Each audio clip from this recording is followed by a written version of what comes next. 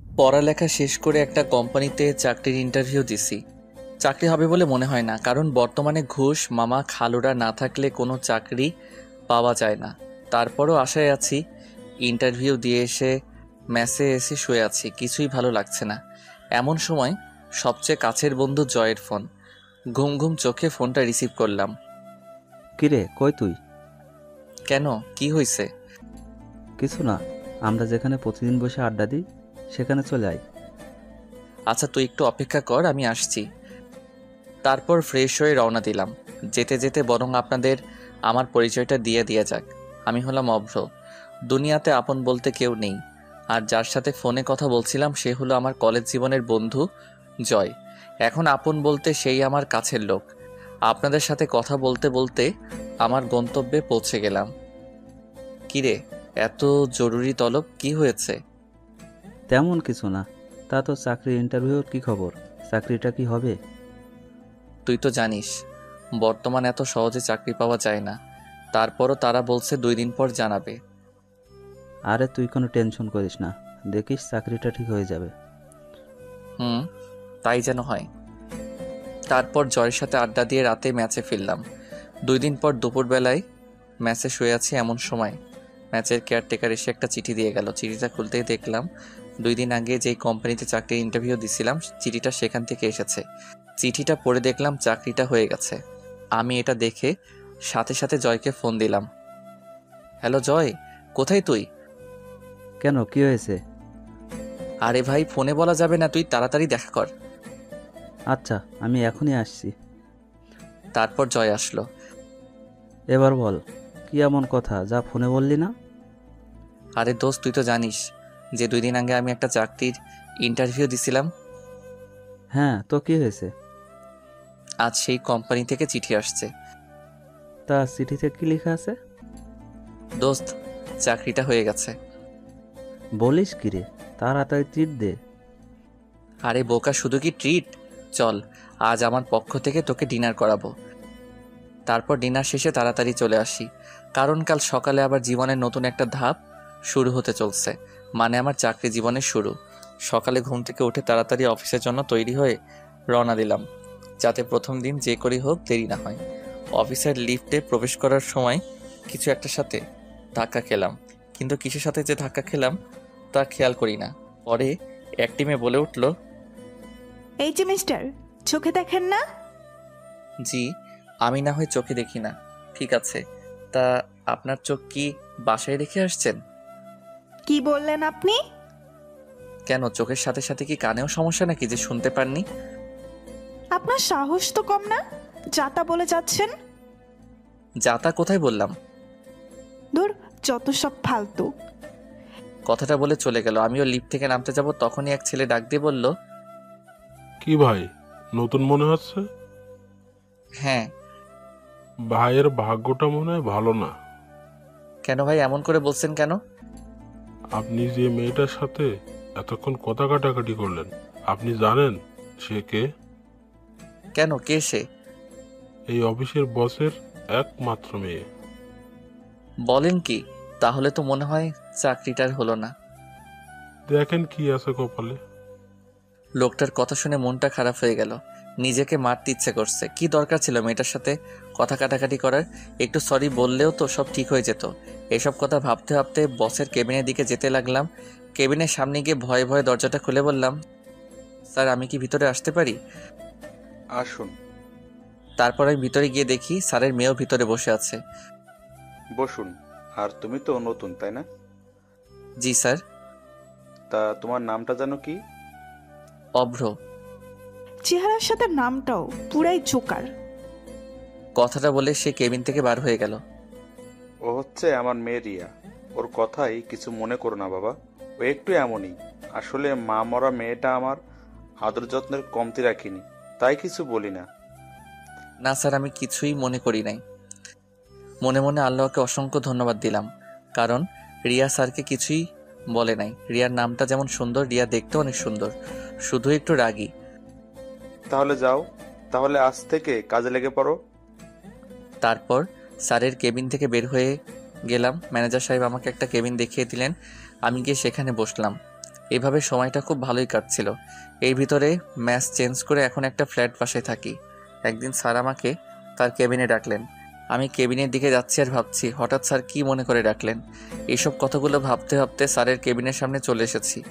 দরজার সামনে গিয়ে আমি বললাম, স্যার আসতে পারি? আরে অভ্র, আসো আসো, ভেতরে এসে বসো। ধন্যবাদ স্যার।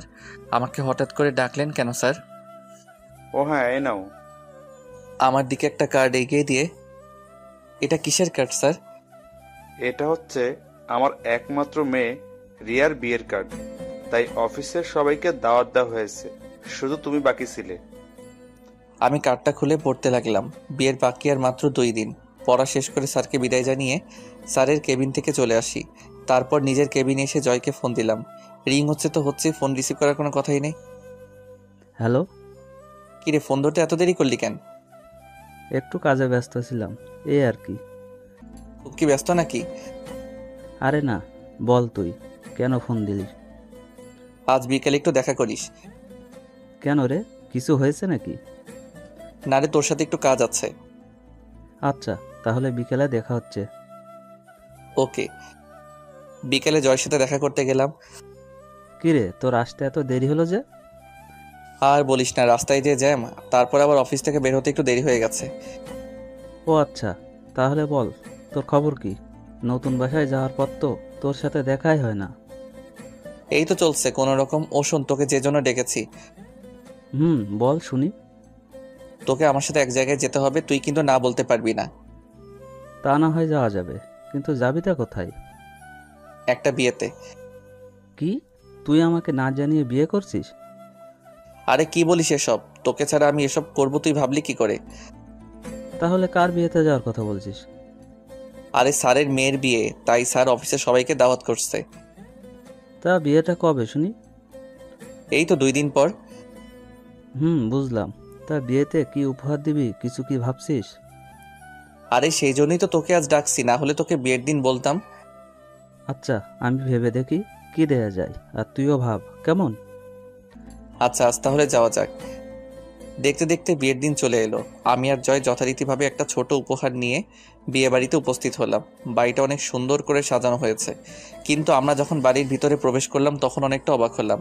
আরে ভাই, অবাক না হয়ে কি কোনো উপায় আছে? একে তো বিয়ে বাড়ি, তারপরও চারপাশ কেমন নীরব হয়ে আছে। কিরে শালা, ভুল করে কোন বাড়িতে এসে পড়লাম নাকি? আমারও তো তাই মনে হচ্ছে। দাঁড়া, ঠিকানাটা আরেকবার ভালো করে দেখে নি। তাই দেখ তাড়াতাড়ি। না রে ভাই, ঠিকানা তো ঠিকই আছে। তাহলে মানুষজন সব কোথায়? চল একটু ভেতরে গিয়ে দেখি। তারপর আমরা দুইজনে আরেকটু ভিতরে যেতে কিছু মানুষ দেখতে পেলাম। সবাই যেন নীরব হয়ে আছে, কারো মুখে কোনো কথা নাই। আমি আমার একজন কলিগকে জিজ্ঞাসা করলাম, কি হয়েছে ভাই, সবাই এমন নীরব কেন? কি আর হবে, স্যারের মেয়ে যার সাথে বিয়ে হওয়ার কথা ছিল তারা নাকি এখন আর আসবে না। আসবে না মানে? তারা এমনটা কি করে করতে পারে? তারা নাকি স্যারের সাথে ব্যবসায়িক শত্রুতার জন্য এমনটা করেছে, শুধুমাত্র প্রতিশোধ নেওয়ার জন্য। এ তো পুরো বাংলা ছায়াছবির মতো কাহিনী। কি বলিস তুই এসব? আমি আমার কলিগকে জিজ্ঞেস করলাম, স্যারকে কোথাও দেখছি না যে, কোথায় সে? এইসব কথা শোনার পর সে অসুস্থ হয়ে পড়েছে, তাই তাকে হাসপাতালে নিয়ে যাওয়া হয়েছে। কোন হাসপাতালে? তারপর তার কাছ থেকে হাসপাতালের ঠিকানাটা নিয়ে হাসপাতালে গেলাম। সেখানে পৌঁছে দেখি রিয়া ম্যাডাম বাইরে বসে কান্না করছে। বধূ সাজে তাকে দেখতে একদম লাল পরীর মতো লাগছিল। আমি তার কাছে গিয়ে জিজ্ঞেস করলাম, স্যার এখন কেমন আছে? একটা রুমের ভেতর থেকে একজন ডাক্তার বাইরে এসে বলে, আপনাদের মধ্যে অভ্রকে? জি আমি। কেন, কি হয়েছে? আপনাকে উনি ডাকছে। স্যারকে উদ্দেশ্য করে কথাটা বললেন। আমি আর কিছু না ভেবে আমি আর জয় দুইজনে একসাথে স্যারকে যেখানে রাখা হয়েছে সেখানে গেলাম। স্যার আমাকে দেখে বললেন, বাবা অভ্র, তোমার সাথে আমার কিছু কথা ছিল। হ্যাঁ স্যার বলুন। অভ্র, এতক্ষণে তো সব ঘটনাই শুনতে পারছো, তা বাবা তুমি আমার একটা কথা রাখবে? স্যার কি কথা, আপনি আমায় বলুন, আমি অবশ্যই আপনার কথা রাখার চেষ্টা করব। আসলে তোমাকে যে কথাটা কিভাবে বলি ঠিক বুঝে উঠতে পারছি না। কথাটা তুমি কিভাবে নিবে তা আমি জানি না, তবে স্যার আপনি বলুন। অভ্র, তোমার যদি কোনো সমস্যা না থাকে তুমি তাহলে আমার মেয়েকে বিয়ে করো, অফিসের বস হিসেবে না, একজন বাবা হিসেবে তোমাকে আমি এই কথাটা বলছি। কোনো কথাই বের হচ্ছে না। আসলে স্যারের কথা শুনে আমি কি উত্তর দিব তা আমি বুঝতে পারছি না। স্যার আমার চুপ করে থাকতে দেখে আবারও বললেন, বাবা, এভাবে চুপ করে থেকো না, তুমি একটু ওকে বুঝাও। জয়কে উদ্দেশ্য করে বলল কথাটা। জয় আমাকে একপাশে গিয়ে বলল, দেখ ভাই, তুই তো স্যারের কথাটা মেনে নে। সে এত করে রিকোয়েস্ট করছে, তুই আর না করিস না। আর বিয়ে আজ না হয় কাল তো করতেই হবে, তাই না? তুই তো আমার কোনো কথাই অমান্য করিস না, তাই এই কথাটাও রাখ। কি রে, এত কি ভাবছিস? হ্যাঁ বলে দে। আমি তোমাকে হাত জোর করছি বাবা, তুমি আমাকে ফিরিয়ে দিও না প্লিজ। এ কি করছেন স্যার? আপনি আমার গুরুজন, আপনার কথায় আমি রাজি, কিন্তু কিন্তু কি? রিয়া ম্যাডাম কি রাজি হবে? ও, তুমি চিন্তা করো না, আমার কথা ও কখনো অমান্য করবে না। তারপর স্যার রিয়া ম্যাডামকে ভেতরে ডাকলেন। রিয়া ম্যাডাম তার চোখ মুছতে মুছতে ভেতরে আসলেন। তারপর স্যার তাকে বললেন, রিয়ামা, আমার একটা কথা রাখবি? কি কথা বাবা, বলো। তোমার সব কথাই আমি রাখবো। মারে, তুই অভ্রকে বিয়ে কর। দেখ মা, আমার মান সম্মান এখন সব তোর উপর, তুই আর না করিস না, তুই রাজি হয়ে যা। বাবা, তুমি যা ভালো বুঝো তাই করো তাহলে। তোমায় বলেছি না, আমার মেয়ে কখনো আমার কথার অবাধ্য হবে না। তাহলে আজই তোমাদের বিয়ে হবে। যা আপনি ভালো মনে করবেন। তাহলে আমি একটু আসি, তোরা একটু অপেক্ষা কর। তুই আবার কোথায় যাবি এখন? বারে, তোর বিয়ে, তোর ভাবিকে একটু জানাতে হবে না? এই কথা বলে বাইরে চলে গেল জয়। চলো তাহলে বাসায় যাওয়া যাক। আমাদের দুইজনের উদ্দেশ্য করে বলল কথাটা। কিন্তু তোমার শরীর তো ভালো নেই। না রে মা, তোর বিয়ে হলে আমার শরীর এমনিতে ঠিক হয়ে যাবে। তারপর স্যার আর আমরা সবাই মিলে স্যারের বাসায় গেলাম। আরে বুঝতে পারছেন না কেন যাচ্ছি? আরে ভাই, আজ যে আমার বিয়ে। অবশেষে আমাদের বিয়েটা খুব ভালোভাবে হয়ে গেল। এখন আমি বাসর ঘরে বাইরে জয়ের সাথে দাঁড়িয়ে আছি। জয় আমাকে জোর করে বাসর ঘরে ঢুকিয়ে দিল। আমি ঘরে প্রবেশ করে দেখি রিয়া ম্যাডাম বিছানায় বসে আছে। আমি আস্তে করে দরজাটা লাগিয়ে ঘুরে দেখি রিয়া ম্যাডাম আমার সামনে দাঁড়িয়ে আছে।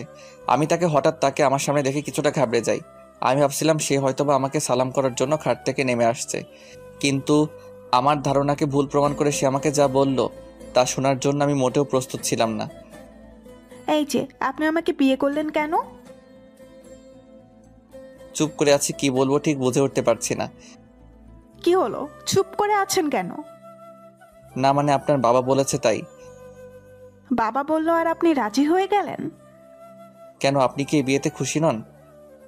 না। তাহলে আপনি বিয়ের জন্য হ্যাঁ বললেন কেন? ওটা তো বাবার মান সম্মানের কথা ভেবে রাজি হয়েছি। আপনি কি করে ভাবলেন যে আমাদের অফিসের একজন সাধারণ কর্মচারীকে আমার স্বামী হিসেবে মানতে পারবো? মাথা নিচু করে রিয়া ম্যাডামের কথাগুলো শুনছি। আর হ্যাঁ, খবরদার, যদি কখনো স্ত্রীর অধিকার দেখাতে আসেন তো বুঝতেই পারছেন। কি হলো, কিছু বলছেন না কেন? আচ্ছা, আপনি যেমনটা ভালো বুঝবেন। এখন ঘুমাতে চান? আচ্ছা, এই বলে খাটের দিকে যাচ্ছি, আবারও রিয়া ডাক দিলেন। এই যে, ওদিকে কোথায় যাচ্ছেন? কেন, আপনি না বললেন ঘুমাতে যেতে? আপনাকে কি খাটে গিয়ে ঘুমাতে বলছি? যত সব। তাহলে আমি কোথায় শুব? আমি কি জানি, যেখানে খুশি সেখানে শুবেন, কিন্তু খাটে না। তারপর আমি কি আর করব, বালিশ নিয়ে বাইরে যাচ্ছি। রিয়া পেছন থেকে আবার ডাক দিলেন। এ কি, বাইরে কোথায় যাচ্ছেন? কেন, অন্য রুমে যাচ্ছি। না, অন্য রুমে যাওয়ার দরকার নাই। আপনি এই ঘরে সোফায় শুয়ে পড়েন। কি? এত অবাক হওয়ার কিছু নেই। এখন যদি বাইরে যান, এটা যদি অন্য কেউ দেখে তাহলে আমাকে খারাপ ভাববে। উফ, মেয়ের মাথায় বুদ্ধি আছে বলতে হবে। এই কিছু বললেন মনে হয় আপনি? না না, কিছু বলি নাই তো। সত্যিই তো? হ্যাঁ সত্যি, আমি কিছুই বলি নাই। তারপর আর কি করার, চুপচাপ সোফায় গিয়ে শুয়ে পড়লাম। একটু পর আমি আবার বললাম, কি হলো, লাইটটা বন্ধ করছেন না কেন? যদি লাইট বন্ধ করলে আপনি খারাপ কিছু করেন? কি, আমাকে দেখে কি আপনার এমন মনে হয়? না, আপনাকে দেখে ঠিক মনে হয় না, তারপরেও তো বলা যায় না কার মনে কি চলে। আমি কিছুটা রাগ করে রুম থেকে বাইর হয়ে চলে যাচ্ছি, তখন আবার রিয়া বলল, এ কি, আবার কোথায় যাচ্ছেন? কেন, আমি এই রুমে থাকলে তো খারাপ কিছু করতে পারি, তাই আমি চলে যাচ্ছি। এই না না, আর বাইরে যেতে হবে না, আমি লাইট বন্ধ করে দিচ্ছি। কিন্তু আবার কিন্তু কি? তাহলে ড্রিম লাইটটা জ্বালিয়ে রাখি। ওকে রাখেন। দূর, মেজাজটাই খারাপ করে দিল। তারপর সে লাইটটা বন্ধ করলো ঠিকই, কিন্তু ডিম লাইটটা জ্বালিয়ে রাখছে। আমি আর কিছু না বলে ঘুমানোর চেষ্টা করছি, কিন্তু কিছুতেই ঘুম আসছে না। আপনারাই বলুন, সোফায় শুলে কারো ঘুম আসে? তারপরও চেষ্টা করছি। কতই না স্বপ্ন ছিল আজকের এই দিনটাকে নিয়ে। ভেবেছিলাম বাসর ঘর কতই না সুন্দর হয়, আর আজ দেখছি রিয়ার দিকে তাকিয়ে দেখে সে ঘুমিয়ে গেছে। তার মুখটা দেখতে একদম নিষ্পাপ বাচ্চাদের মতো লাগছিল। যতই ওর দিকে তাকিয়ে থাকছি ততই ওর মায়ায় পড়ে যাচ্ছি। ওর মুখের দিকে তাকিয়ে থাকতে থাকতে কখন যে ঘুমাই গেছি মনে নাই। সকালের দিকে শরীরে পানি পড়ছে। আমি ভাবলাম হয়তোবা স্বপ্নের মধ্যে বৃষ্টি পড়ছে, তাই সেদিকে কোনো খেয়ালই দেই নাই। একটু পর যখন আবার পানি দিল তখন বুঝলাম না এটা কোনো স্বপ্ন না কে যেন আমার গায়ে পানি ঢেলে দিচ্ছে। ঘুম ঘুম চোখে তাকিয়ে দেখি রিয়া কোমরে হাত দিয়ে দাঁড়িয়ে আছে। তাকে দেখতে তখন খুব সুন্দর লাগছিল, এমনিতেও সুন্দর, তারপর আবার শাড়ি পরেছে। একটু পর রিয়ার কথাই বাস্তবে ফিরে আসলাম। কি হলো, এভাবে তাকিয়ে কি দেখছেন? তোমায় দেখছিলাম। কি? না মানে এত সকালে এই শীতের ভিতর শরীরে পানি দিলেন কেন? এত সকাল মানে ঘড়ির দিকে তাকিয়ে দেখেন একবার। এই রে, এ তো অনেক দেরি হয়ে গেছে রে। যাও তাড়াতাড়ি খাবারের ব্যবস্থা করো, আমার খুব ক্ষুধা লাগছে। যান তাহলে ওইদিকে রান্নাঘর, রান্না করেন গিয়ে। কি, আমি রান্না করব মানে? তাহলে কে রান্না করবে? আমি রান্না করতে পারি না, আপনি গিয়ে রান্না করেন তাড়াতাড়ি। কি, মেয়ে মানুষ হয়ে রান্না করতে পারেন না? দেখুন, এসব কথা শুনতে চাই না, যান গিয়ে রান্না করেন। এই ছিল কপালে? এই কথাটা বলে রান্না করতেই রান্নাঘরের দিকে যাচ্ছি রান্না করার জন্য। আসলে আগে একা থাকতাম, তাই একটু একটু রান্না করতে পারি। রান্না শেষ করে আমি যখন আসলাম, এসে তো আমি তখন পুরাই অবাক। আমার অবাক হওয়ার কারণ হচ্ছে, আমি যখন রান্নাঘর থেকে বের হলাম তখন দেখি রিয়া টেবিলে বসে বসে খাবার খাচ্ছে। আমি তার কাছে গিয়ে তাকে বললাম, এই আপনি খাবার কোথায় পেলেন? কোনো কিছু না বলে শুধু খাবার খাই। কি হলো, কিছু বলছেন না কেন? ভাবি এসেছে খাবার নিয়ে। ভাবি মানে কার ভাবি? আমাদের কথার মাঝে জয়ের বউ মানে আমার ভাবি এসে হাজির। তিনি এসে আমাকে বললেন, কি দেবর, বউকে একদিনের ভেতর আমাকে ভুলে গেলে? না মানে। থাক, আর মানে মানে করতে হবে না, যাও তুমিও খেতে বসো। আমি আর কিছু না বলে চুপ করে রিয়ার পাশে গিয়ে খেতে বসলাম। ভাবি আপনি কখন আসলেন?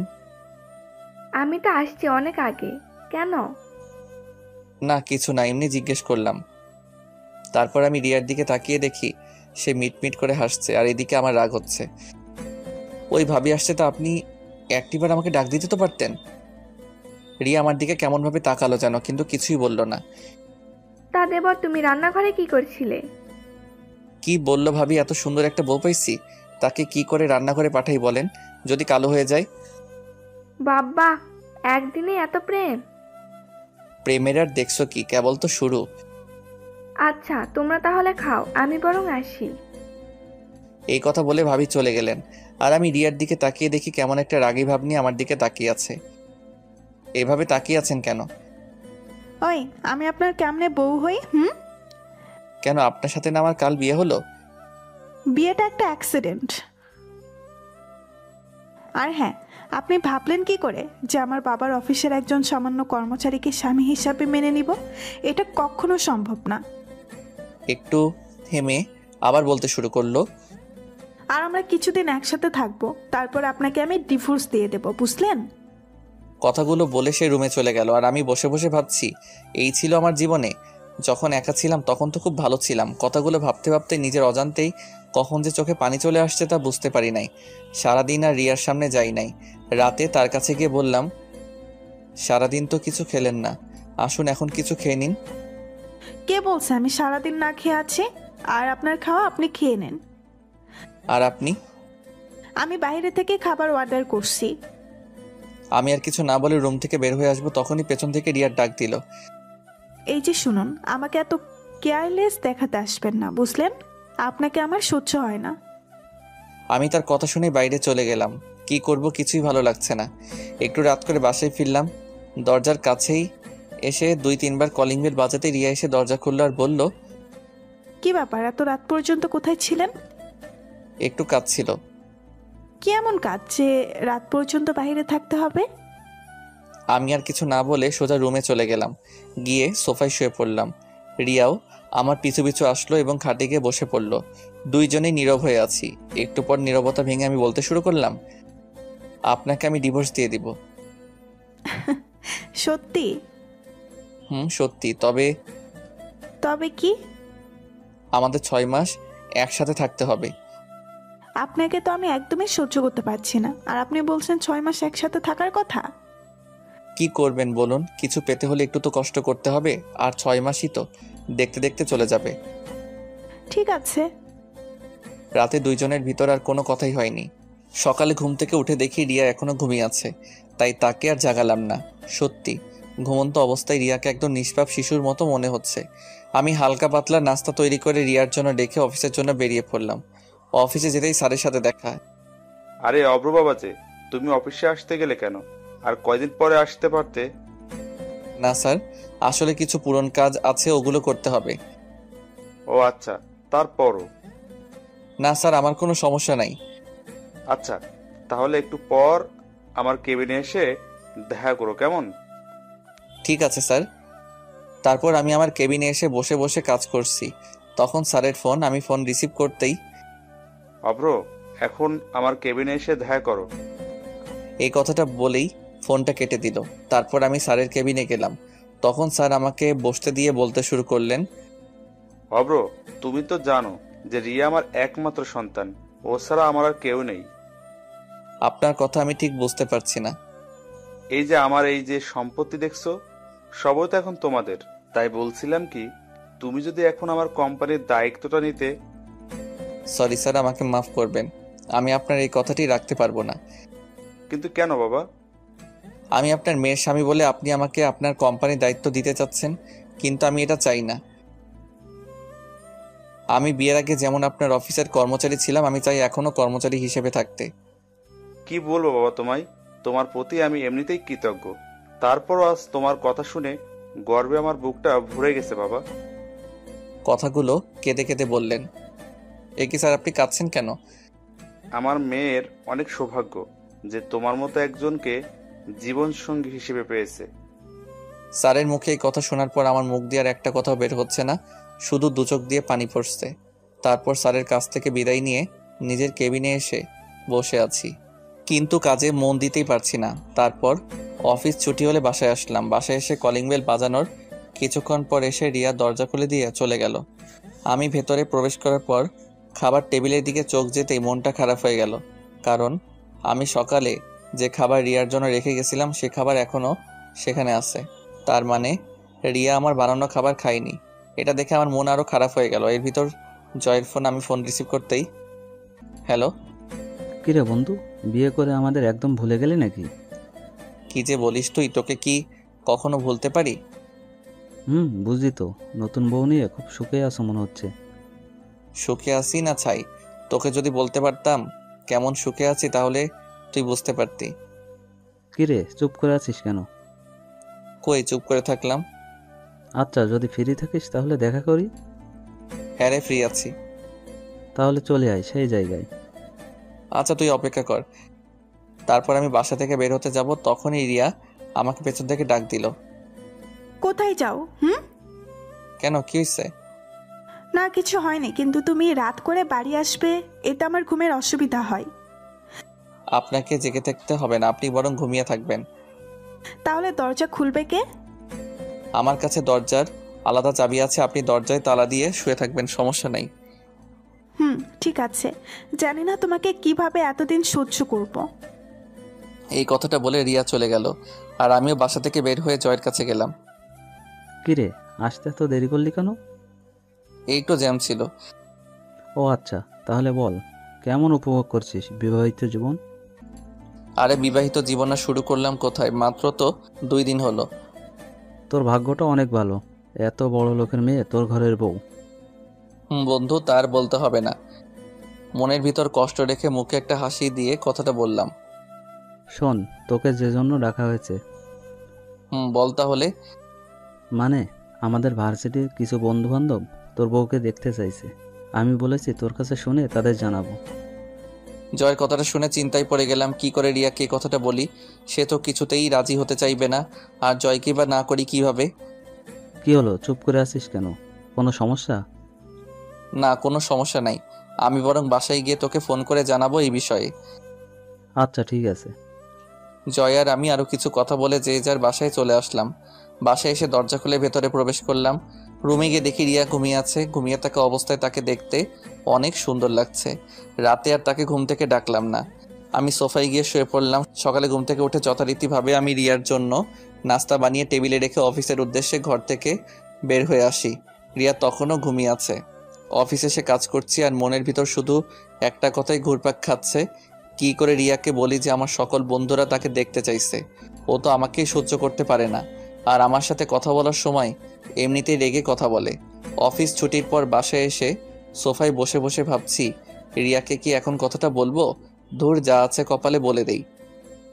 আপনার সাথে একটা কথা ছিল। রিয়া টিভি দেখছিল, আমার কথা শুনে আমার দিকে মুখ ঘুরিয়ে বলল, আপনাকে তো আমার ভালোই লাগে না, আর কথা আর কি শুনবো। তারপরেও বলুন, কি বলতে চান? না মানে আমার কিছু বন্ধুরা আপনাকে দেখতে চেয়েছে। কেন আমাকে দেখতে চেয়েছেন কেন?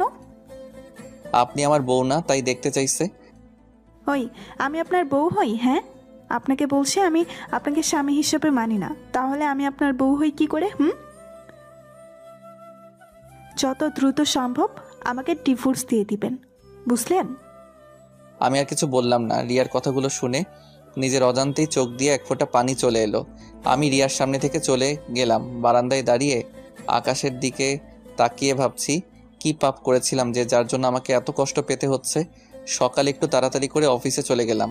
অফিসের কাজের ফাঁকে পকেটে হাত দিয়ে দেখি মোবাইলে টাকা নেই। মনে হয় সকালে তাড়াতাড়ি বাসা থেকে বের হওয়ার সময় মোবাইলটা ভুল করে বাসায় রেখে আসছি। এর মধ্যে স্যারের কেবিন থেকে ডাক আসলো, তাই স্যারের কাছে গেলাম। কেবিনে প্রবেশ করে দেখি একটি মেয়ে বসে আছে। আমি ভেতরে যেতে স্যার আমাকে বললেন, অভ্র, এনার সাথে পরিচিত হও। ইনি হলেন তোমার নতুন অ্যাসিস্ট্যান্ট মেঘা। মেঘা আমার দিকে হাসি মুখে হাতটা বাড়িয়ে দিয়ে বললেন, হ্যালো স্যার। হ্যালো। অভ্র, তুমি তাহলে মেঘাকে তার কাজ বুঝিয়ে দাও, কেমন? ঠিক আছে স্যার। তাহলে মিস মেঘা, তুমি অভ্রের সাথে যাও, সে তোমাকে তোমার কাজ বুঝিয়ে দেবে। Okay sir. তারপর আমি স্যারের কাছ থেকে বিদায় নিয়ে আমার কেবিনে চলে আসলাম, আর আমার পেছনে পেছনে মেঘাও আসলো। তারপর মেঘা আমাকে বলল, স্যার বলুন আমাকে কি করতে হবে? আপনার প্রথম কাজ হলো আমাকে স্যার বলা বাদ দিতে হবে। তাহলে আপনাকে কি বলে ডাকবো? আপনি আমাকে প্রয়োজন হলে নাম ধরে ডাকবেন, তবু স্যার বলবে না, আমার ভালো লাগে না। ডাকতে পারি, কিন্তু একটা শর্তে। কি শর্ত? আপনিও আমাকে আমার নাম ধরে ডাকবেন, আর আমাকে আপনি করে বলতে পারবেন না। আচ্ছা ঠিক আছে, এখন কাজের কথায় আসা যাক। ঠিক আছে। ওই যে কেবিনটা দেখছেন, ওটা এখন থেকে আপনার কেবিন। বাহ, ভালো তো, আপনার পাশে থাকা যাবে। কি বললেন? না কিছু না। তাহলে এখন আপনি আপনার কাজে যান। আবার আপনি করে বলছেন? আচ্ছা সরি, কেমন?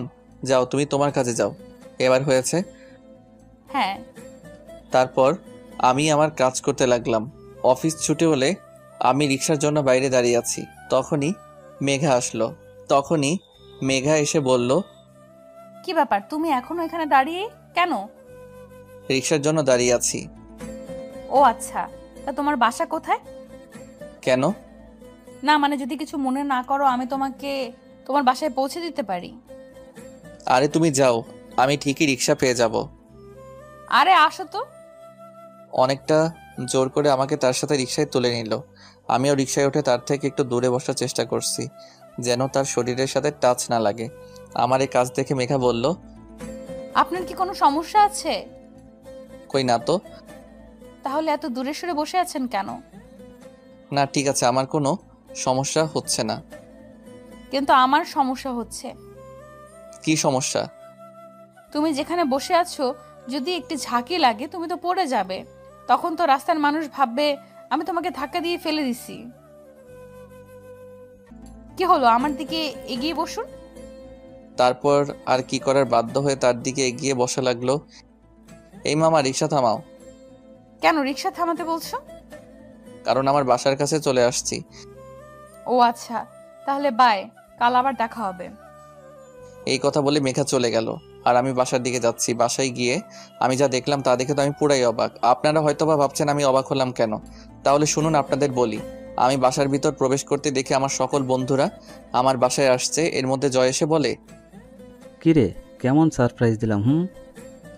তোরা কখন আসলি? আমরা আসছি তো অনেক আগে। আমি মনে মনে ভাবছি, না জানি রিয়া কি করে, ও তো মনে হয় অনেক রেগে আছে। এখন এদের সামনে ওকে ম্যানেজ করি কিভাবে? আরে সকালে যখন ফোন দিলাম তখন তোর ফোন ভাবি রিসিভ করে, তারপর? এইটুকু বলে থেমে যাই আর আমি বাকি কথাটুকু শোনার জন্য আগ্রহ নিয়ে জিজ্ঞাসা করলাম, তারপর কি বল, আবার থামলি কেন? তারপর ভাবিকে সব খুলে বললাম যে আমাদের বন্ধুরা তাকে দেখতে চায়, আর ভাবিও আমাকে বলল চলে আসতে, তাই সবাইকে নিয়ে চলে আসলাম। জয়ের কথা শুনে আমি আমার কানকে বিশ্বাস করতে পারছি না যে রিয়া ওকে এই কথাগুলো বলেছে। একটু পর দেখলাম নাস্তা হাতে রিয়া আর ভাবি আসছে। রিয়াকে দেখে তো আমি অবাক, কারণ রিয়া আজ শাড়ি পরেছে, এতে তাকে আরো সুন্দর দেখা যাচ্ছে। আমি রিয়ার দিকে তাকিয়ে আছি, এমন সময় রিয়ার চোখে চোখ পড়তে সে আমার দিকে রাগীভাবে তাকালো আর আমি তখন মাথা নিচু করে নিলাম। বন্ধুরা সবাই চলে যাওয়ার পর আমি রিয়ার কাছে গিয়ে যে ওকে বললাম, রিয়া তোমাকে অসংখ্য ধন্যবাদ। হয়েছে, আর ধন্যবাদ দিতে হবে না, আমি সব বুঝতে পারছি। এগুলো সব আপনারই প্ল্যান। আমার প্ল্যান মানে? কি মনে করো তুমি আমি কিছু বুঝি না? বারে, আমি আবার কি করলাম বলবে তো? তুমি তো আজ ইচ্ছে করে মোবাইলটা বাসায় রেখে গেছো যাতে তোমার বন্ধু আমাকে ফোন দিয়ে এসব বলে, আর আমি রাজি হয়ে যাই। আর তুমি ভালো করেই জানতে আমি তোমাকে না বলতে পারবো না। বিশ্বাস করো, এসব কিছুই আমি জানি না, আর আমি সত্যি বলছি মোবাইলটা আমি ভুল করে রেখে গেছিলাম। হয়েছে, আমার সামনে আর ভালো সাজা লাগবে না, যত সব। কথাটা বলে রুমে চলে গেল। এইভাবেই দিনকাল চলছিল আমাদের। এতদিন হয়ে গেছে কিন্তু এখনও আমার প্রতি তার কোনো ভালোবাসা বা ভালো ব্যবহারও করি নাই, কিন্তু আমি আস্তে আস্তে রিয়াকে ভালোবেসে ফেলছি। একদিন শুক্রবারে অফিস বন্ধ, তাই সকালে শুয়ে আছি। একটু পর বুঝতে পারলাম কে যেন আমাকে ডাকছে। আমি চোখ খুলে দেখি রিয়া আমাকে ডাকছে। আমি এটা দেখে আবার চোখ বন্ধ করে নিলাম। আমার কাছে মনে হচ্ছে আমি স্বপ্ন দেখছি, কারণ রিয়া আমার সাথে ঠিক মতো কথাই বলে না, আজ এত ভালোবেসে ডাকছে। এসব কথা চোখ বন্ধ করে ভাবছি, কিন্তু একটু পর আমার শরীরে পানি ঢেলে দিল আর আমি সাথে সাথে লাফ দিয়ে উঠলাম। আমার এভাবে লাফ দিয়ে ওঠা দেখে রিয়া হেসে দিল। আমি অপলক দৃষ্টিতে তার হাসি মাখা মুখটার দিকে তাকিয়ে আছি। এই যে মিস্টার, শুক্রবার বলে ঘুমিয়ে থাকলে চলবে? যাও এখনই ফ্রেশ হয়ে এসো, আমি নাস্তা তৈরি করছি। ওর কথাগুলো যেন আমার বিশ্বাসই হচ্ছে না। কি হলো, এভাবে তাকিয়ে কি দেখছো? মনে হয় আমাকে আজই প্রথম দেখছো? উফ, যাও তো, খুব ক্ষুধা লাগছে, তাড়াতাড়ি ফ্রেশ হয়ে আসো। আমার দিকে তোয়ালেটা দিয়ে কথাটা বলে সে রান্নাঘরে চলে গেল। আমি ভাবছি আজ রিয়ার আবার কি হলো, নাকি আমি কোনো স্বপ্ন দেখছি?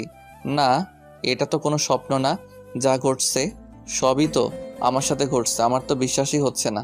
তারপর আমি ফ্রেশ হয়ে বাইরে আসতে দেখি রিয়ার বাবা, মানে আমার স্যার, সোফায় বসে আছে। এবার আমি সবকিছু বুঝতে পারছি কেন রিয়া আমার সাথে আজ কেন এত ভালো ব্যবহার করছে। তারপর সবাই বসে একসাথে নাস্তা করছি। এমন সময় স্যার বললেন, তা বাবা অব্র, তুমি সোফায় কেন শুয়েছিলে?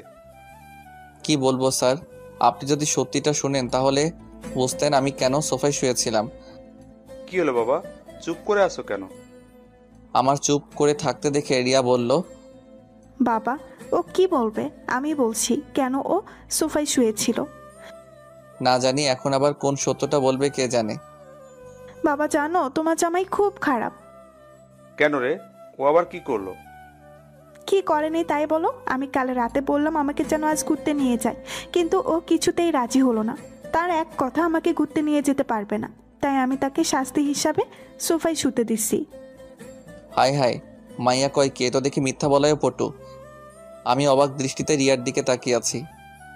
না অব্র, তুমি কিন্তু কাজটা একদম ঠিক করনি। না স্যার, আসলে না, আমি আর কিছুই শুনতে চাই না। আমি চাই তোমরা দুজনে আজ কোথাও থেকে ঘুরে আসো। ঠিক আছে।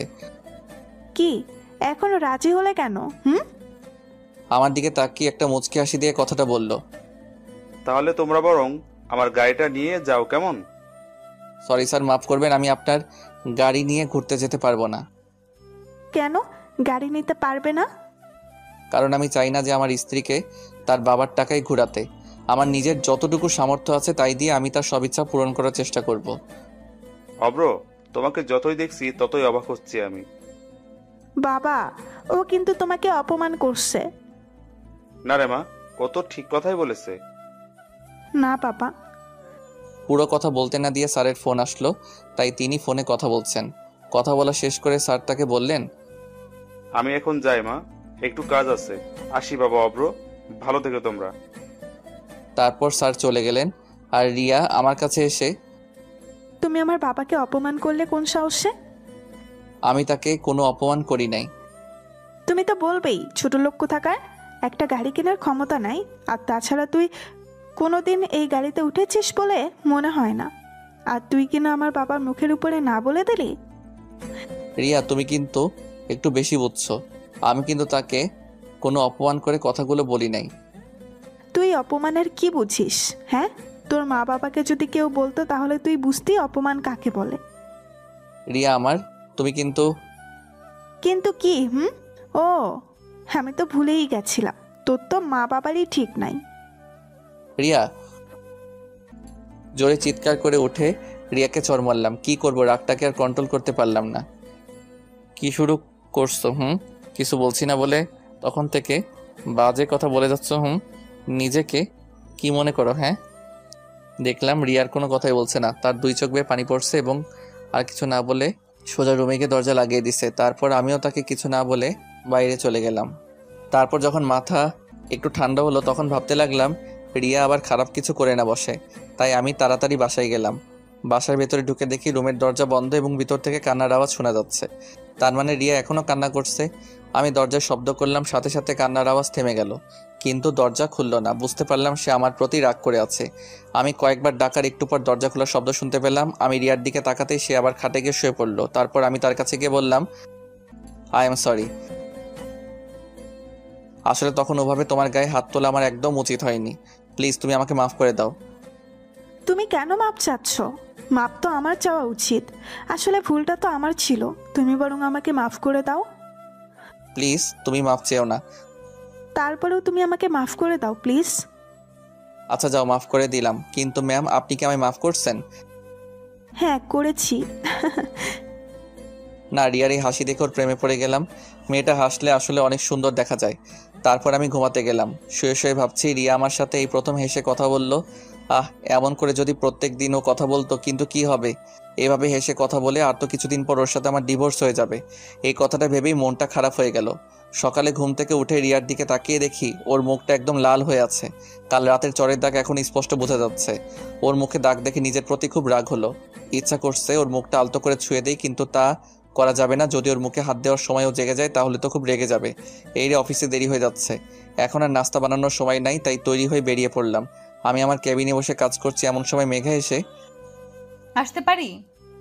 আরে তোমরা আসার জন্য আবার পারমিশন লাগে নাকি, আসো। এরপর মেঘা ভিতরে এসে আমায় বলে, চলুন বাইরে যাই। এখন বাইরে? হ্যাঁ। না, আপনি যান, আমার কাজ আছে। তাহলে চলুন অফিসের ক্যান্টিন থেকে ঘুরে আসি। তা যাওয়া যায়। আমারও সকালে তাড়াতাড়ি কারণে নাস্তা করা হয় নাই। আমি জানি তো। তুমি কি করে জানো?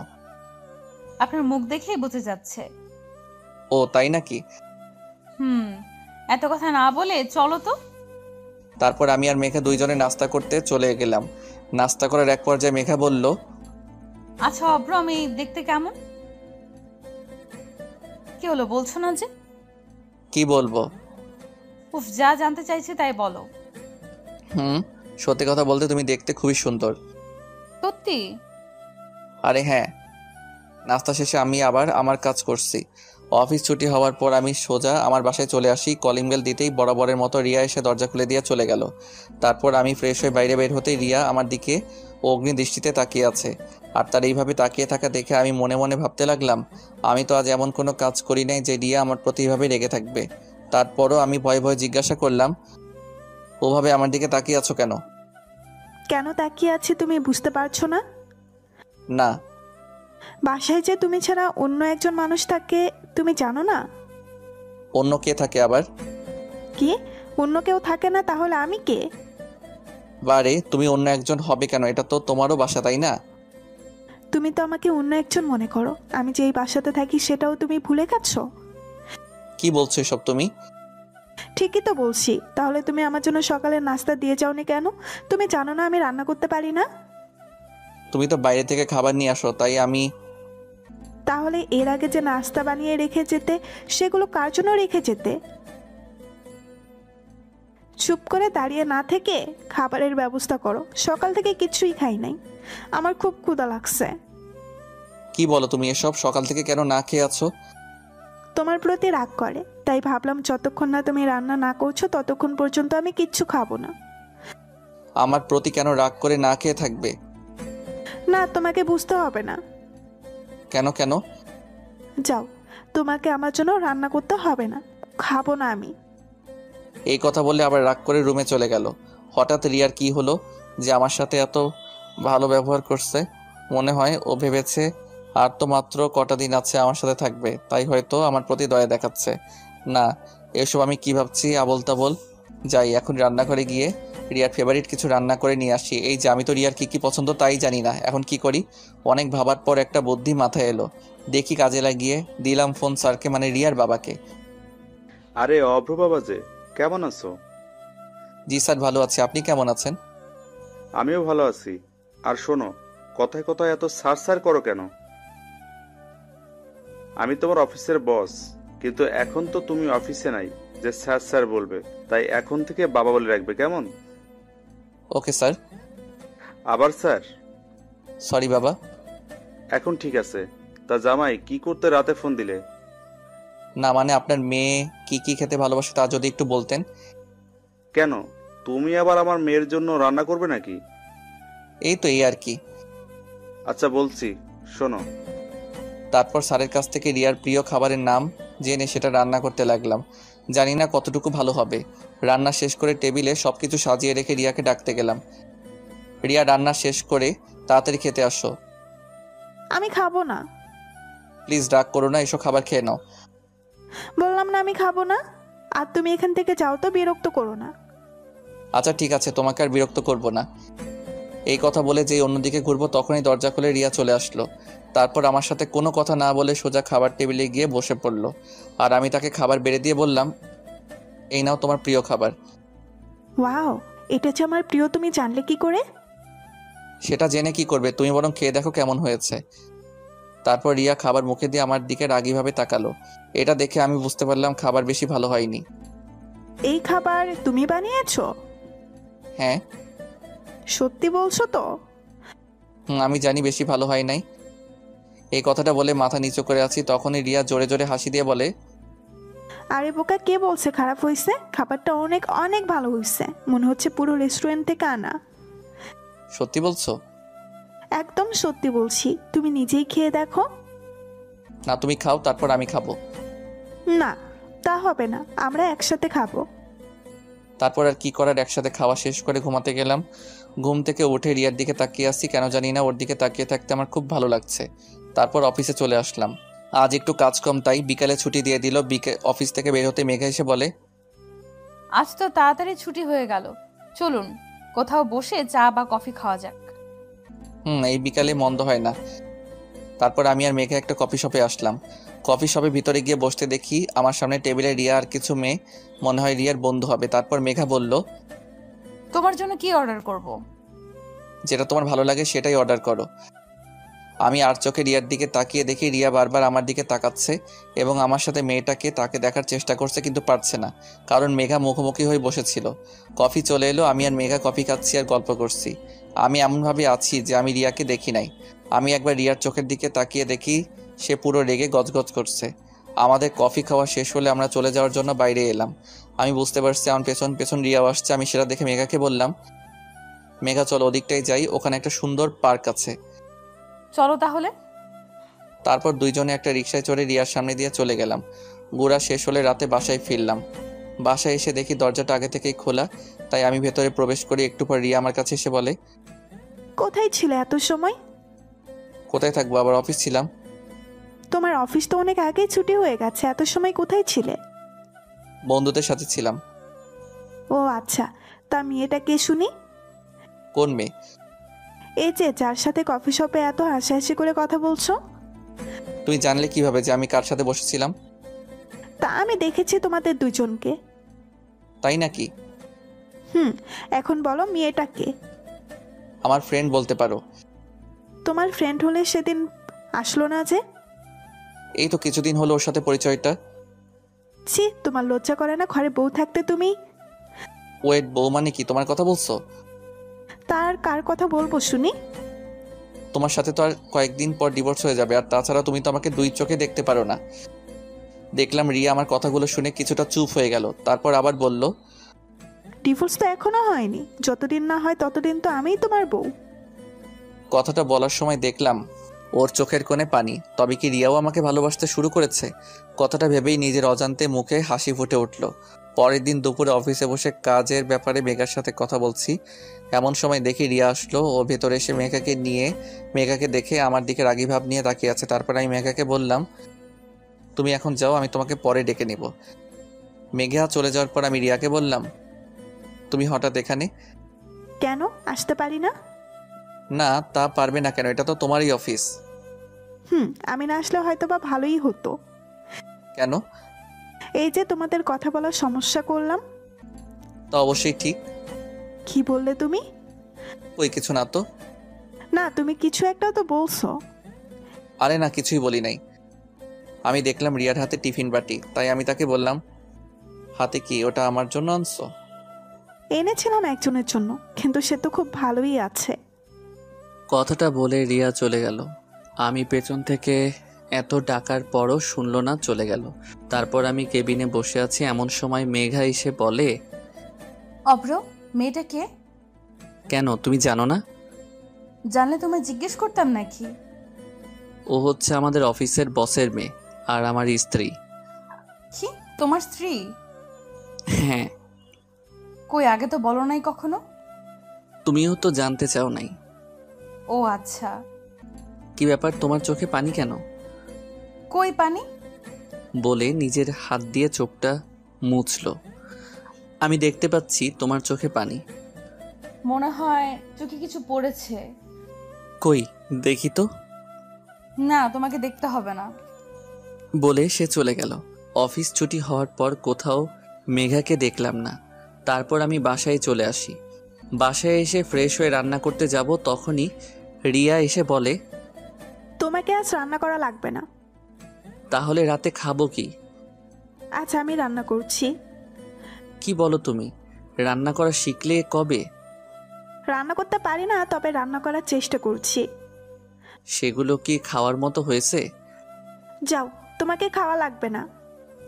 আরে আরে, দেখো আবার রাগ করে। দাও, তাড়াতাড়ি খেতে দাও, খুব ক্ষুধা লাগছে। রিয়া মুখে হাসি নিয়ে খাবার বেড়ে দিল। আমি খাবার মুখে দিয়ে দেখি একটা খাবারেও লবণ হয়নি এবং খুব ঝাল হয়েছে। কেমন হয়েছে? খুব ভালো হয়েছে। তুমি এত ভালো রান্না করতে পারো, তাহলে আগে কেন রান্না করো নাই? সত্যি বলছো তুমি? হ্যাঁ। তারপর রিয়া নিজে খেতে বসলো। এই কি করছো তুমি? কেন আমি খাবো না? না, এগুলো তো আমার জন্য রান্না করছো, তাই আমি খাবো। বারে, প্রথমবার রান্না করলাম, খেয়ে দেখতে হবে না কেমন হয়েছে? তারপর আর কি করার, সে খেতে বসলো।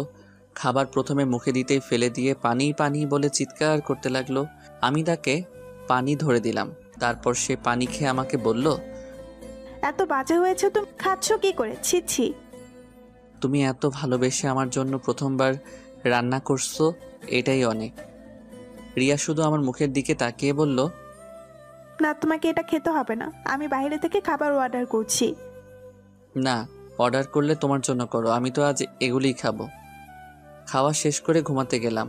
ঘুম থেকে উঠে ফ্রেশ হয়ে বাইরে আসার সাথে সাথে রিয়া আমার দিকে একটা কাগজে মোড়ানো খাম দিয়ে বলে, এটা নাও। কি এটা? আমি কি জানি, এটা একজন লোক এসে দিয়ে গেল, বললো তোমায় দিতে। আমি রিয়ার হাত থেকে খামটা নিয়ে পড়তে লাগলাম। পড়া শেষ হতেই রিয়া আমাকে বলল, কি এটা? এতে কি আছে? ওই যে তুমি যা চেয়েছিলে তাই। মানে কি? এটা ডিভোর্স পেপার, উকিল সাহেব পাঠিয়েছে। এখন এটাতে দুইজনে সাইন করে দিলে তুমি মুক্ত হয়ে যাবে। কথাটা শুনে রিয়ার মুখটা ফ্যাকাশে হয়ে গেল। এই নাও, আমি সাইন করে দিছি, এখন তুমি সাইন করে দিলেই হয়। কথাগুলো বলে আমি অফিসে চলে আসি। একটু পর ফোনটা বেজে উঠল। ফোনের দিকে তাকিয়ে দেখি স্যার ফোন করছে। হ্যালো। অভ্র, তুমি এখনই হাসপাতালে চলে আসো। কেন স্যার, কি হয়েছে? রিয়া, রিয়া। বলুন না, রিয়ার কি হয়েছে? ও ঠিক আছে তো? বাবা, রিয়া সুসাইড করেছে। কথাটা শুনে আমার পায়ের নিচ থেকে যেন মাটি সরে গেল। তাই আর এক মুহূর্ত দেরি না করে তাড়াতাড়ি বেরিয়ে পড়লাম হাসপাতালের উদ্দেশ্যে। হাসপাতালে গিয়ে স্যারকে বললাম, স্যার রিয়া কোথায়?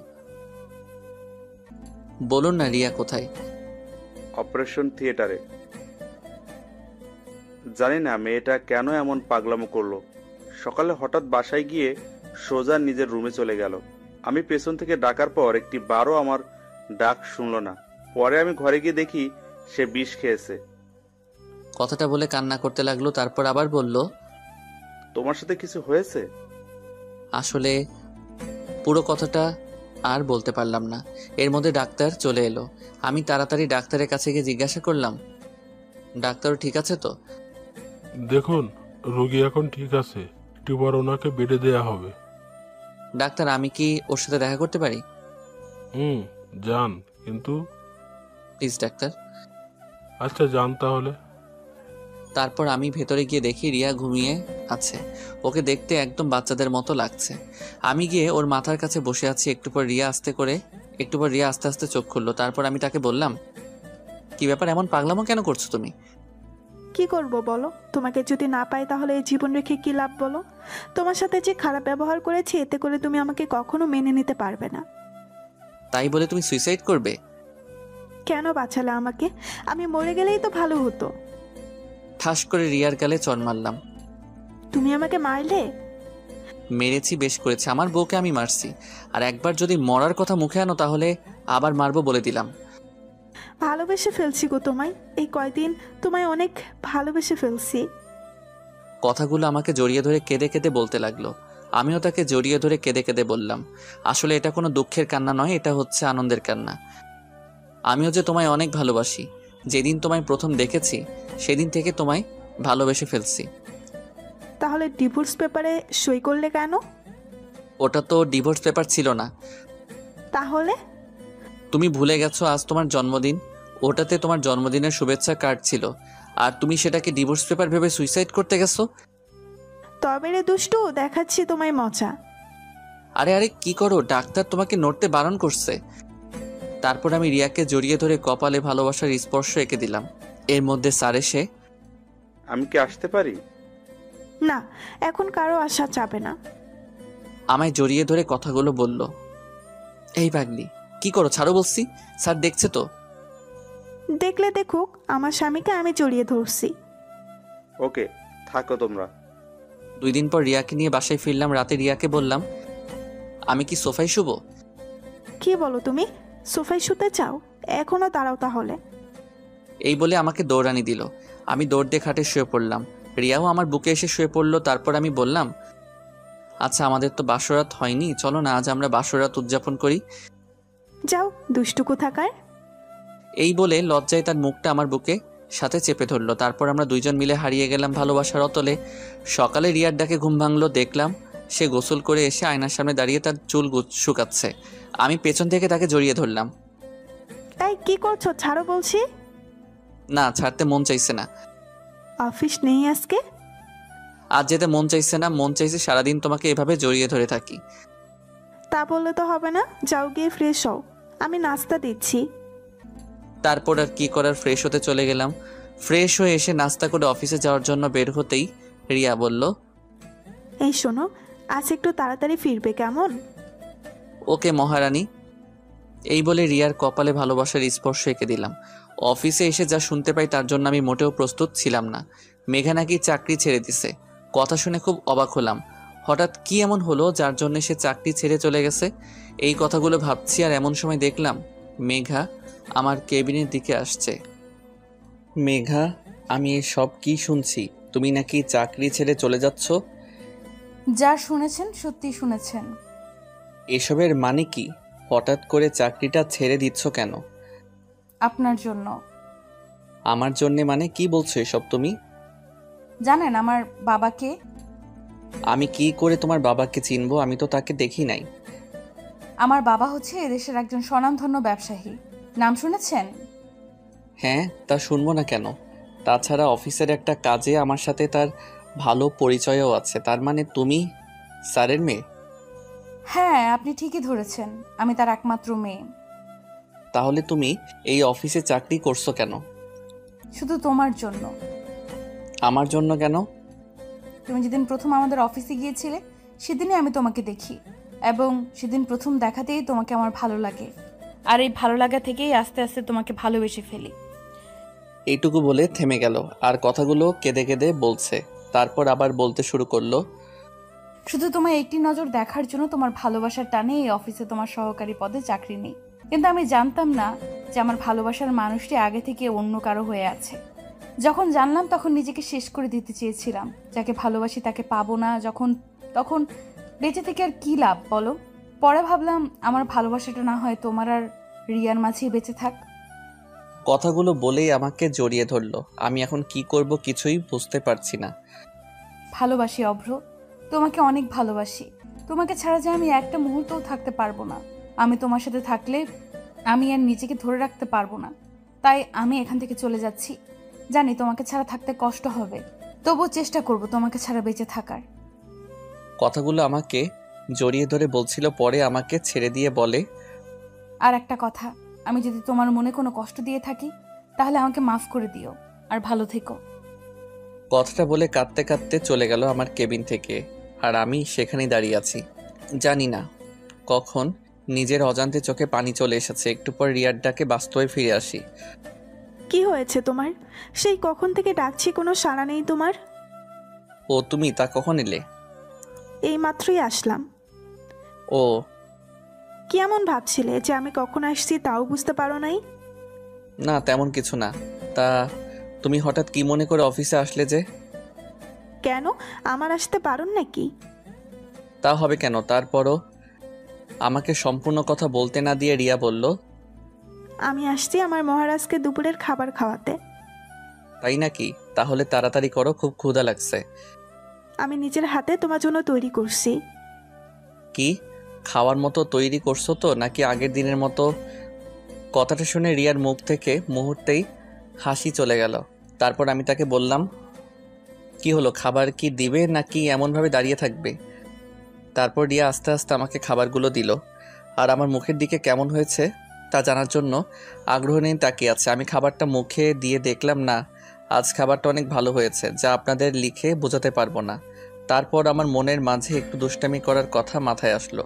তাই আমি রিয়াকে বললাম, এটা কি রান্না করছো তুমি? এটা কোনো মানুষ খেতে পারে? দেখি আমার কাছে আসো তো। আমার কাছে আসতেই রিয়ার গালে একটা কিস করলাম। এটা কি হলো? কেন, তুমি বুঝতে পারো নাই? তুমি আমাকে কিস করলে কেন? বারে, তুমি আমার জন্য এত ভালো রান্না করে আনছো, সেই পুরস্কার হিসেবে কিছু তো তোমাকে দিতে হয়, তাই দিলাম আর কি। তাহলে তুমি প্রথমে বললে কেন যে ভালো হয়নি? ওটা তো তোমাকে রাগানোর জন্য বলেছিলাম। তবে রে, যাও, তোমার সাথে আর কোনো কথাই বলবো না। এই রে, মনে হয় বউটা আমার অভিমান করছে। এখন কি করি? তাই বললাম, আমার পাগলিটা কি রাগ করছে? আমি কারো পাগলি না। কে বলছে? তুমি তো শুধু আমারই পাগলি। বললাম তো না। আচ্ছা যাও, তোমার আমার সাথে কথা বলা লাগবে না। তুমি আমার সাথে কথা না বললে আমিও কিছু খাবো না। না খেলে নাই। আচ্ছা ঠিক আছে।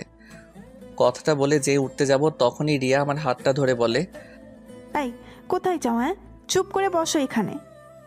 না আমি খাবো না। তুই খাবি না তো তোর শ্বশুর খাবে। ভালো তো, তাহলে তাকেই ডেকে এনে খাওয়াও। আমাদের কথার মাঝে রিয়ার বাবা মানে স্যার এসে হাজির।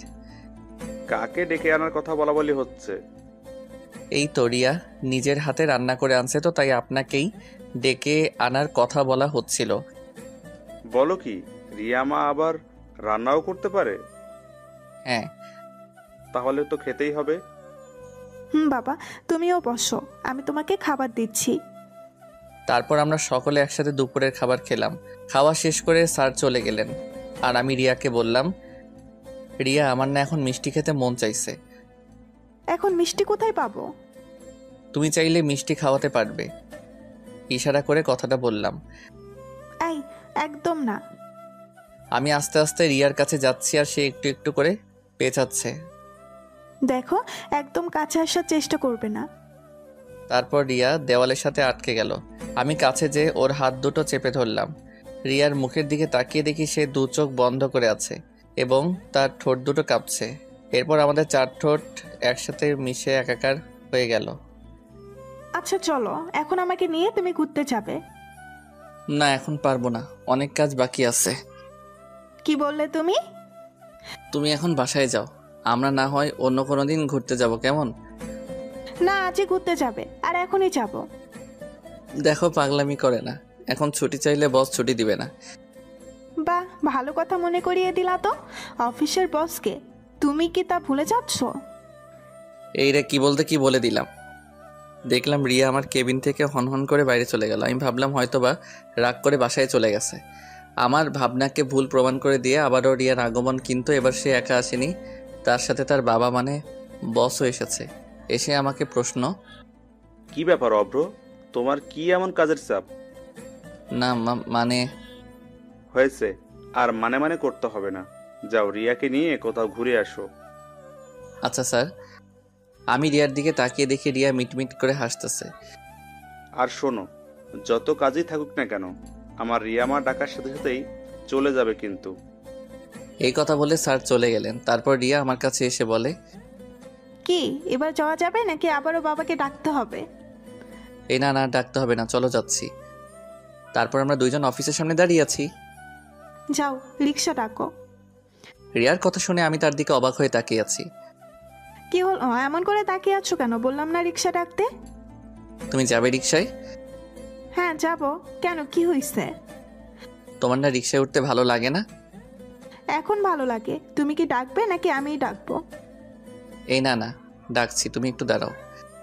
তারপর আমরা দুইজন রিক্সাতে করে একটা পার্কের উদ্দেশ্যে যাচ্ছি, আর রিয়া আমার একটা হাত ধরে কাঁধে মাথা দিয়ে আছে। অফিসের পোশাক পরে কেউ ঘুরতে বের হয়? কেন, কি হয়েছে? এতে আমাকে দেখতে আরো খারাপ লাগছে। আমি তো এটাই চাই। কেন? তুমি যে সুন্দর, তারপর যদি একটু ভালো পোশাক পরে আসো, তাহলে তো সব মেয়েরাই তোমার দিকে তাকিয়ে থাকবে। তার জন্য এই পোশাকে পার্কে যাব? হ্যাঁ যাবে। আর এখন কথা না বলে রিক্সা থেকে নামো। রিক্সা থেকে নেমে আমরা দুইজন পার্কে একটা নির্জন জায়গায় গিয়ে বসি। একটু পর হঠাৎ করে রিয়া উঠে হাঁটা শুরু করলো এবং আমাকে বলল, চলো এখান থেকে। কেন, থাকি না, একটু জায়গাটা কি সুন্দর। তোমার কাছে তো সুন্দর লাগবেই, মেয়েরা যে তোমার দিকে তাকিয়ে আছে, এই জন্য থাকতে চাচ্ছ, তাই না? আরে কোথায় কোন মেয়ে তাকিয়ে আছে? হইছে, আর ন্যাকামো করতে হবে না। কথাটা বলে রিয়া হাঁটতে শুরু করলো, আর আমিও তার পিছু পিছু ছুটছি। আর আমার বউটা কি রাগ করছে? বাহ, আমার বউকে রাগলে এত সুন্দর দেখায় জানতাম না তো। তাহলে আরো আগে এমন রাগাতাম। এবারও রিয়া কিছু বলছে না, চুপ করে শুধু হাঁটতেছে। আমি একটা ছোট বাচ্চাকে দেখে বললাম, এই রিয়া দেখ, বাচ্চাটা কি সুন্দর, একদম কিউটের ডিব্বা। এবার রিয়া দাঁড়ালো, তারপর সেই বাচ্চাটার দিকে তাকিয়ে বলে, সত্যি তোমার বাচ্চা ভালো লাগে? অনেক ভালো লাগে। আমাদেরও এমন একটা কিউট বাচ্চা হবে, তাকে নিয়ে আমরাও এমনভাবে ঘুরতে বের হব, কতই না মজা হবে, তাই না? রিয়ার দিকে তাকিয়ে দেখে সে লজ্জায় পেয়েছে। তারপর ডিনার করে রাতে বাসায় ফিরলাম। কিছুদিন পর। হ্যালো, কোথায় তুমি? কোথায় আবার? অফিসে। এখনই বাসায় আসো তাড়াতাড়ি, খুবই আর্জেন্ট। কেন, কি হয়েছে? উফ, এত কথা বলো কেন তুমি? আসতে বলছি, আসো। আচ্ছা, আসতেছি। তারপর আমি তাড়াতাড়ি করে বাসায় গেলাম। খুব টেনশন হচ্ছে, কোনো সমস্যা হলো নাকি, আবার কেন এত আর্জেন্ট বাসায় আসতে বললো। বাসায় পৌঁছে দেখি দরজাটা খোলাই আছে। এটা দেখে তো টেনশন আরও বেড়ে গেল। বাসার ভিতরে ঢুকে রিয়াকে খুঁজতে লাগলাম, কিন্তু কোথাও পেলাম না। অনেক খোঁজার পর পাগলিটাকে ছাদের এক কোণায় পেলাম। কি ব্যাপার, আমাকে এত আর্জেন্ট আসতে বলে তুমি এখানে লুকিয়ে আছো? কি হলো, কিছু বলছো না কেন? বলছি আগে চোখ বন্ধ করো। কি এমন কথা বলবে যে চোখ বন্ধ করা লাগবে? আহা করো না, তা না হলে আমার কথাটা বলতে লজ্জা করে। আচ্ছা এই নাও, চোখ বন্ধ করলাম, এবার তো বলো।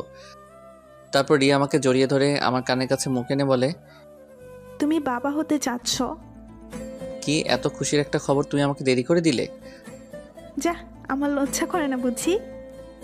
তারপর আমি রিয়াকে কোলে করে নিয়ে সারা ছাদ হাঁটছি। এই ছাড়ো, পড়ে যাবো তো।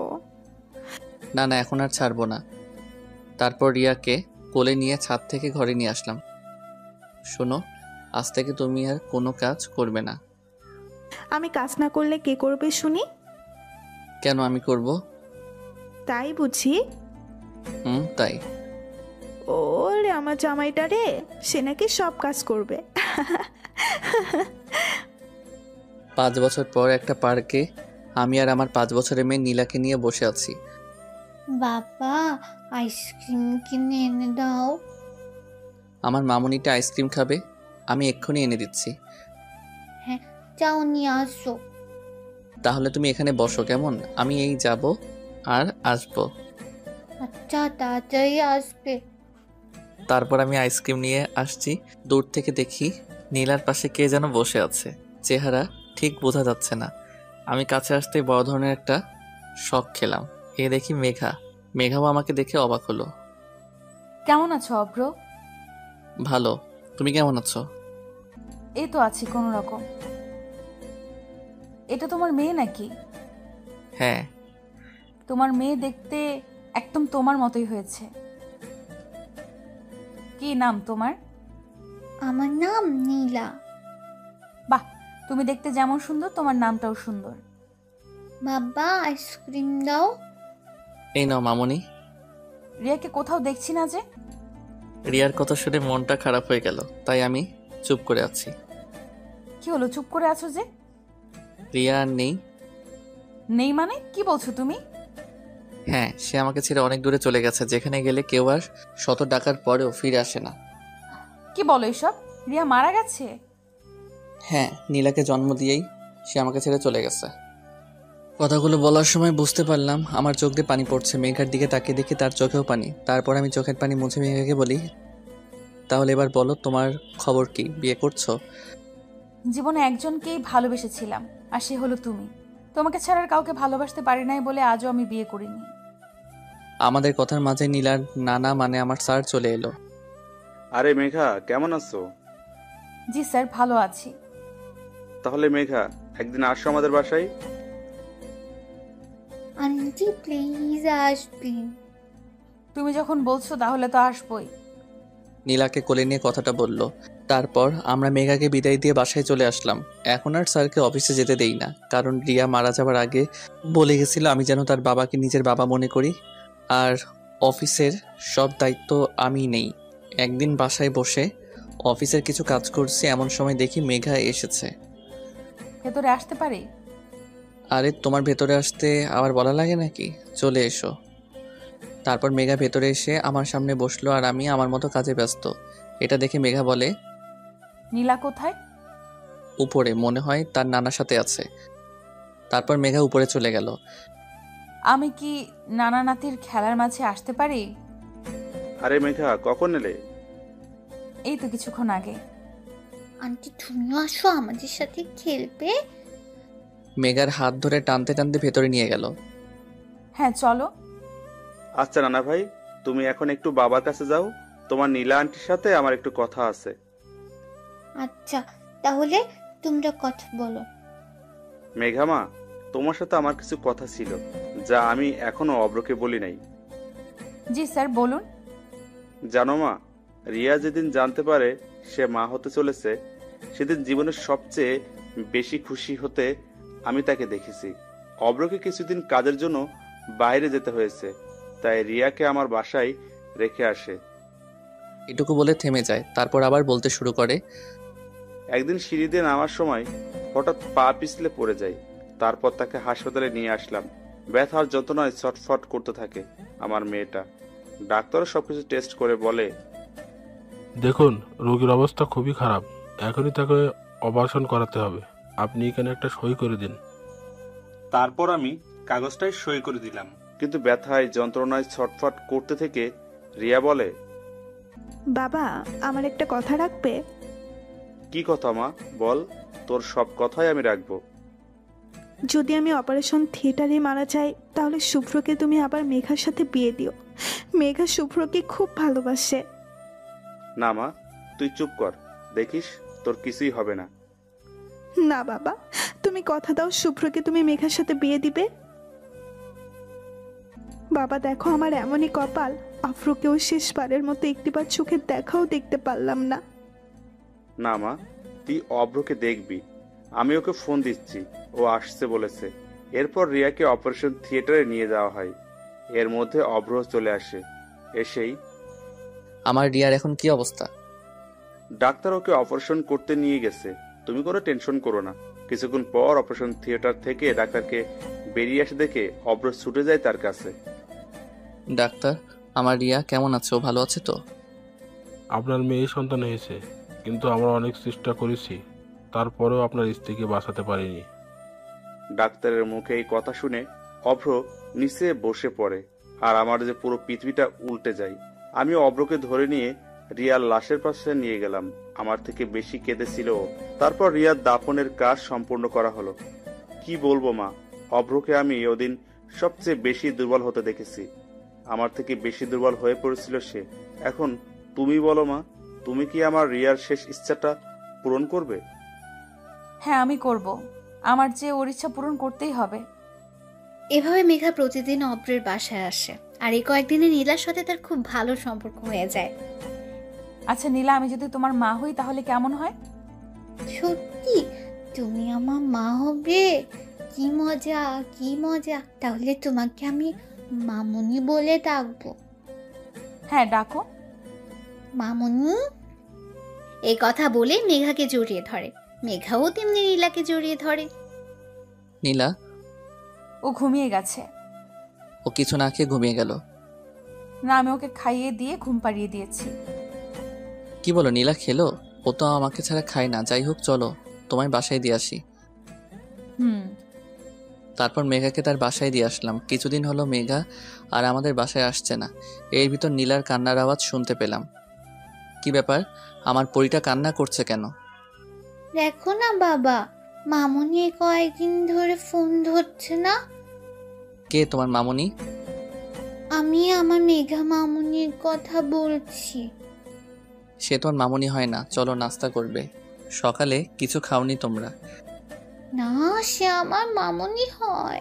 আর তুমি আমার মামুনিকে আমার কাছে এনে দাও, নাহলে আমি কিচ্ছু খাবো না। এই কথা বলে কান্না করতে করতে রুমে চলে গেল। আমি পড়ে গেলাম মহা বিপদে। এখন আমি কি করব কিছু বুঝতে পারছি না। এসব ভাবতে ভাবতে অফিসে চলে গেলাম। রাতে বাসায় এসে শুনি নীলা এখনো কিছু খায় নাই। নীলা, মা চলো কিছু খেয়ে নিবে। না, আগে তুমি মামুনিকে এনে দাও। বলছিলাম তুমি চলো খেতে, একদম বাচ্চাদের মতো করবে না। না না, আমি কিচ্ছু খাবো না। নীলাকে একটা চড় মারলাম। এ কি করলে অভ্র? মা মরা মেয়েটার গায়ে তুমি হাত তুললে? না, এ আমি কি করলাম? রাগের মাথায় আমি নীলাকে মারলাম। নীলা কান্না করতেছে। কি ভুল বলছো? জন্ম থেকে কোনোদিন মায়ের আদর পায়নি সে, আর মেঘা তাকে মায়ের আদর দিয়েছে, আর তুমি কি না? সি সি। এই কথা বলে নীলাকে নিয়ে ঘরে চলে গেল। আর আমি এখন কি করব? আমার কি করা উচিত? না, নীলার জন্য হলো মেঘাকে আনতে হবে। তারপর আমি মেঘার বাসায় গেলাম। কলিং বেল বাজতে মেঘা এসে দরজা খুললো। আরে তুমি এখানে এত রাতে আমার বাসায়? তুমি এ কয়দিন আমার বাসায় যাওনি কেন? বাবা আমার বিয়ে ঠিক করেছে, তাই আর বাসা থেকে বের হই না। মিথ্যে কথা বলছে, কারণ নীলা তাকে আগেই সব বলে দিয়েছে। অপরের যাওয়ার কথা, এটা তাদের দুজনের প্ল্যান করা। তোমার বিয়ে, আর তুমি বিয়েতে রাজি হয়ে গেলে? আর কতদিন এভাবে থাকা যায় বলো? ও আচ্ছা। বলে চলে আসতে গিয়ে আবার মেঘাকে বললাম, তোমার সাথে আমার কিছু কথা আছে। বলো। তুমি না এই বিয়েটা করো না? কেন করব না? কখনো ভাবিনি এই কথাগুলো আবারও কাউকে বলতে হবে, তারপরও আজ বলতে হচ্ছে। নীলা চাই তার জন্য আমি মা নিয়ে আসি, কিন্তু সে মা হিসেবে তোমাকে চেয়েছে, তাই হবে কি তুমি আমার নীলার মা? হবে কি তুমি আমার বাকি জীবন পথ চলার সাথী? হবে কি তুমি আমার? পুরো কথা বলতে না দিয়ে মেঘা কান্না করতে করতে আমাকে জড়িয়ে ধরে। হ্যাঁ, আমি হতে চাই তোমাদের দুজনের সুখ দুঃখের সাথী। তারপর পেছন থেকে জোরে হাততালির আওয়াজ শুনতে পাই। পেছন ফিরে দেখি নীলা আর স্যার মানে মেঘার বাবা দাঁড়িয়ে আছে। মেঘা লজ্জা পেয়ে আমাকে ছেড়ে দিল, আর নীলা দৌড়ে আমাদের দিকে আসছে, এসে আমাদের দুজনকে জড়িয়ে ধরলো। তাহলে বিয়ের কাজটা আজকেই সেরে নেওয়া যাক। তারপর কাজী অফিসে গিয়ে আমার আর মেঘার বিয়ে হলো। বাসর ঘরে ঢুকে দেখি মেঘা ঘোমটা দিয়ে বসে আছে। আমি তার পাশে গিয়ে বসলাম। একটু পর দরজায় শব্দ হলো, তাই আমি গিয়ে দরজাটা খুলে দিলাম। দরজা খুলতে নীলা দৌড় দিয়ে রুমে প্রবেশ করলো। এসেই, মামুনি, আমিও তোমার সাথে ঘুমাবো। হ্যাঁ মা, তুমি আজ আমাদের সাথেই ঘুমাবে। বাবা, তুমি এপাশে ঘুমাও, আর মামুনি তুমি এপাশে ঘুমাও। আমি তোমাদের মাঝখানে ঘুমাবো। ওকে আমার প্রিন্সেস। তারপর আমার আর মেঘার মাঝে শুয়ে পড়ে নীলা। এইভাবে খুব ভালোভাবে চলছে আমাদের সংসার।